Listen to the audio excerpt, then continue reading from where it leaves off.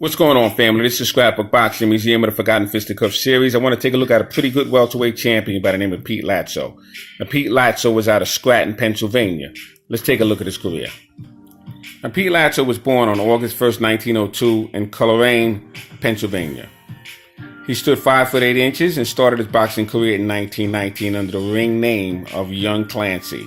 Pete Latzos was managed by Patty Mullins and Jimmy Johnson. Now, Jimmy Johnson ran Madison Square Garden. He fully controlled Madison Square Garden. And in 1919, as Pete Latzos began his professional career, he has knockouts as follows. Red Ferguson in 3 rounds. Frankie DeHat, 5 rounds. Ed Mullihan, 2 rounds. K.O. Grant, 2 rounds, and a no decision. Charlie Warren in 3 rounds. Alan Crawley in 6 rounds. Jake Henry in 6 rounds. Joe Sugars, 6 rounds. Billy Gannon, 6 rounds. And Joe Sugars in 6 rounds. In 1920, his knockouts as follows. Mickey Malloy, 3 rounds. Frankie McCarthy, 6 rounds. Ren Challen, 6 rounds, and a no decision. Joe O'Neill, 10 rounds. Al Reynolds, 8 rounds. Joe O'Neill, 10 rounds. Al Reynolds, 10 rounds. Willie Ritchie in 10 rounds, not the lightweight champion Willie Ritchie. In 10 rounds. Georgie Reynolds, 10 rounds. Al Murphy, 10 rounds. Johnny Maloney, 10 rounds. Georgie Reynolds, 10 rounds. Willie Ritchie, 10 rounds. Frankie Rachal in 10 rounds. And Jimmy Shelvin in 10 rounds. In 1921, he has knockouts as follows. Jake Shuffer, 1 round. Harry Turner, 2 rounds. Nick Kid Moon, 6 rounds. Jimmy Sullivan, 7 rounds. He defeated Jimmy Duffy, good fighter, 12 rounds, no decision as well. Al Dewey, 10 rounds. Georgie Reynolds, 10 rounds. Sammy Burney, 10 rounds. Bud Logan in 8 rounds. Tim Dorney, 10 rounds. Johnny Herman in 10 rounds. Tim Dorney, 10 rounds. Barney Adair, 10 rounds. Tim Dorney in 10 rounds. And Jack Palmer, 10 rounds. Sometimes I double check myself, so excuse the pause.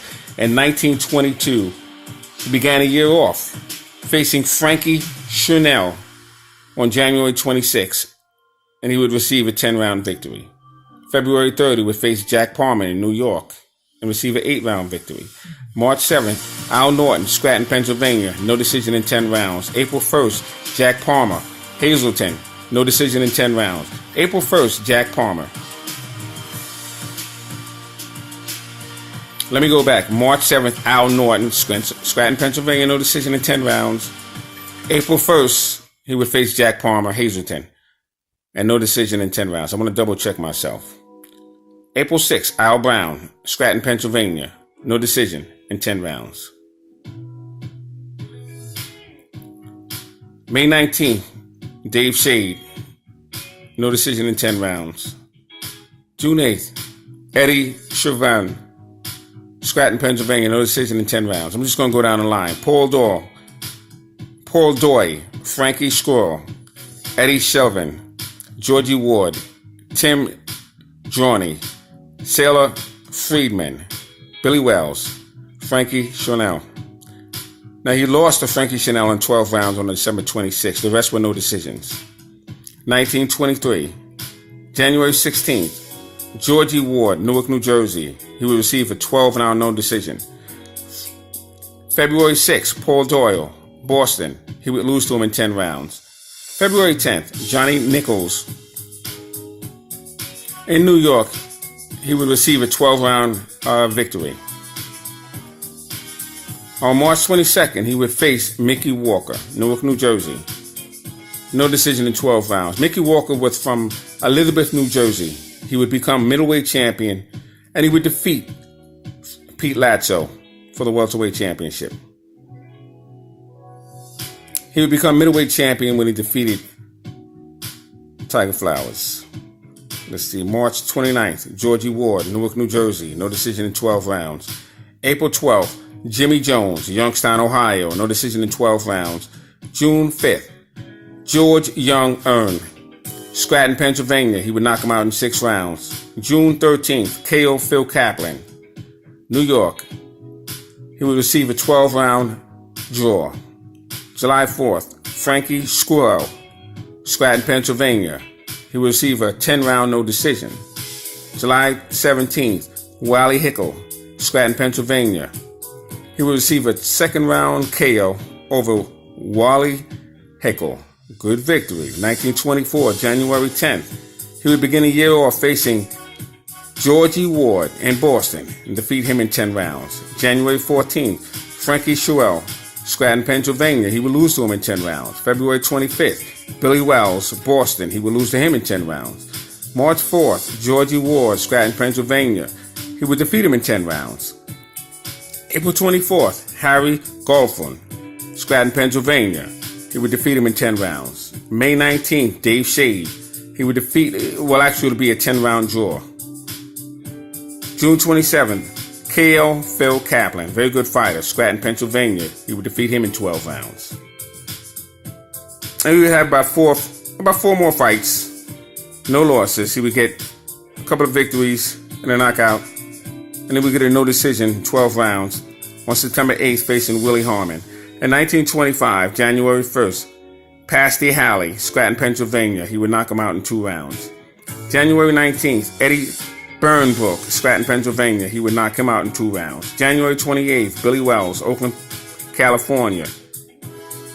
He would lose in 10 rounds. March 6th, Jack Rappaport, Hollywood, California. He would defeat him in 10 rounds. April 27th, Manny Owens, Scranton, Pennsylvania. He would knock him out in 4 rounds. May 11th, Willie Harmon, Scranton, Pennsylvania. He would defeat him in 10 rounds. June 16th, George Levine, Brooklyn, New York. He would defeat him in 10 rounds. June 23rd, Maury Scaffer.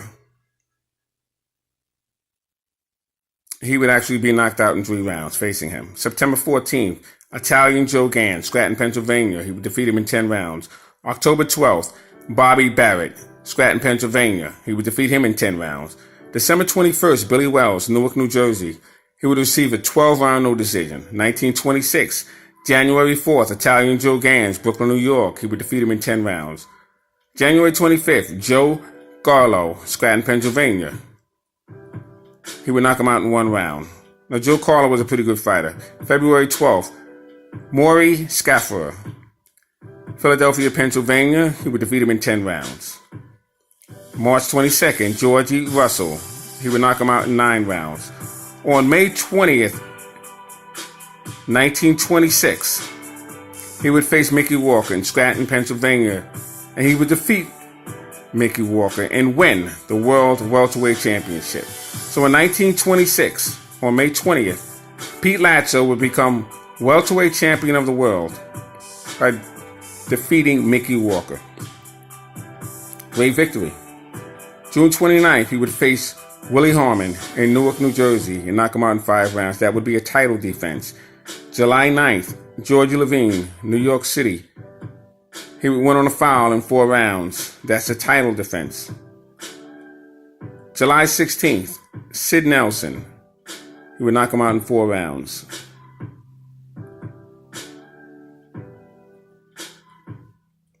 Now, I just went back to George Levine for a moment. July 9th. In New York City, that's Madison Square Garden.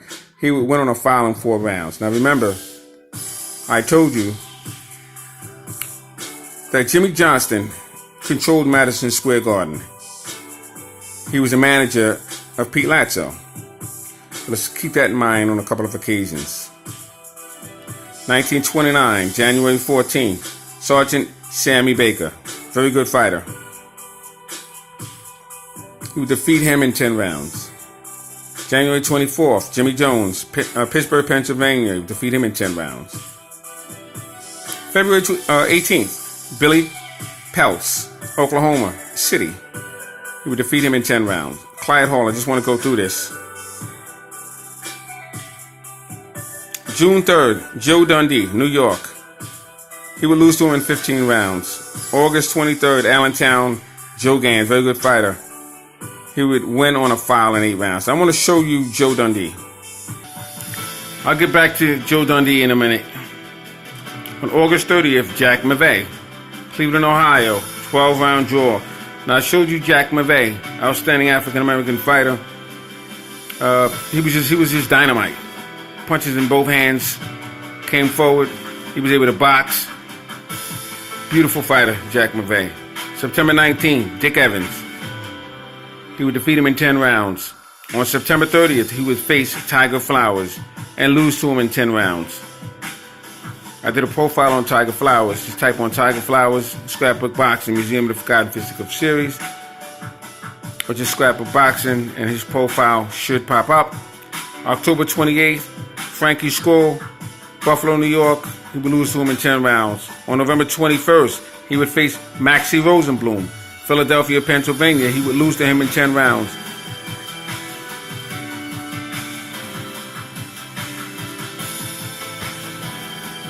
Now, he would lose the welterweight championship to Joe Dundee in 15 rounds. That's why I wanted to show you Joe Dundee, but I'll get back to him.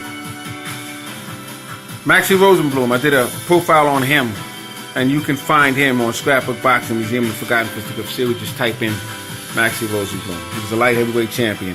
Very good fighter. August 30th.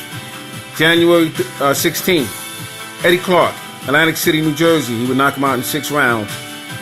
January 27th, Billy Jones, Philadelphia, Pennsylvania. He would lose to him in 10 rounds.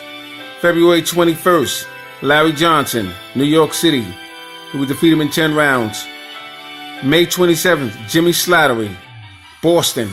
He would knock him out. Oh, it would actually be a no contest in 7 rounds, excuse me. On June 18th, he would face Larry Johnson in New York, and he went on a foul in 6 rounds. I want to show you Jimmy Slattery. 1931, Battling Bozo, Atlanta. He would lose to him in 10 rounds. That's June 9th. On June 22nd, Battling Bozo, Birmingham. He would lose to him in 10 rounds. On June 29th, Al Latour, Philadelphia, Pennsylvania. He would lose to him in 10 rounds. Now, Al Latour was a Joe Louis opponent that lived in Philadelphia. Jim Britt, August 19th, Washington, New Jersey. He would lose to him in 10 rounds. George Manley in Denver, Colorado. He would lose to him in 10 rounds. On 1932, February 26th, he would lose a 10-round fight. He only had that one fight in 1932. 1934, he tried to come back.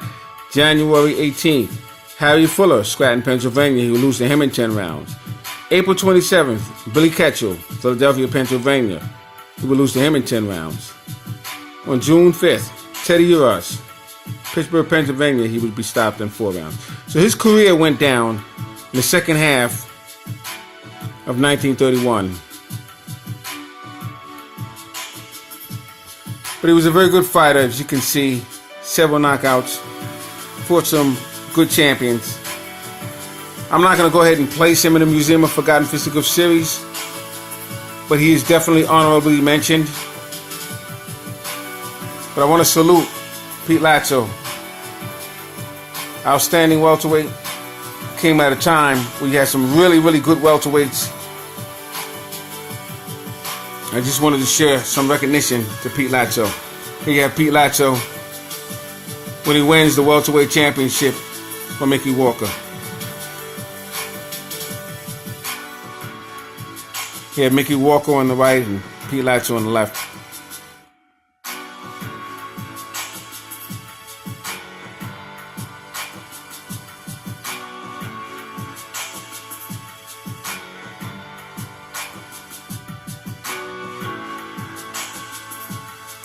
Let's dig into the Police Gazette book and take a look at that fight.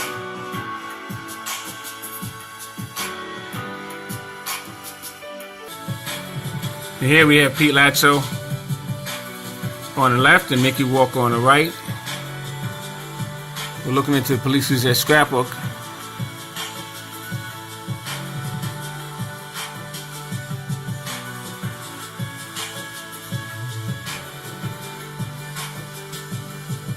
Here are the highlights of the Latzos-Walker World title bout.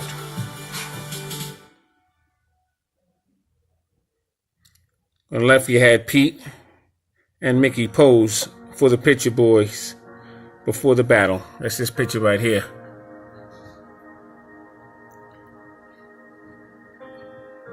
And it was somewhat of a neighborhood rivalry because Pete Latzos was from Pennsylvania, from Pittsburgh, Pennsylvania, excuse me, Scranton, Pennsylvania. Mickey Walker was from Elizabeth, New Jersey.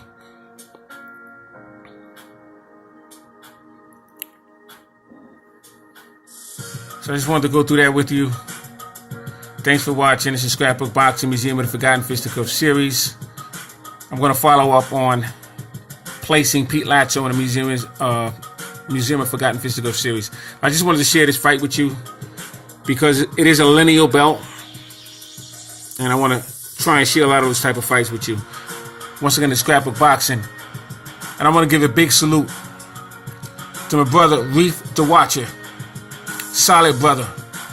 Always hands a lot of good information to me.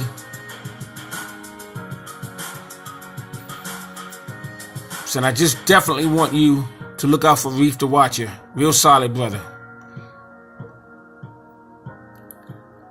Peace.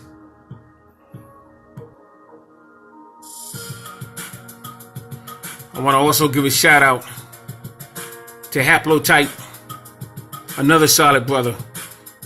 These are all brothers that do research, know their boxing. So Haplotype, salute to you. And brother Reef The Watcher, solid brother, knows boxing, salute to you. One love.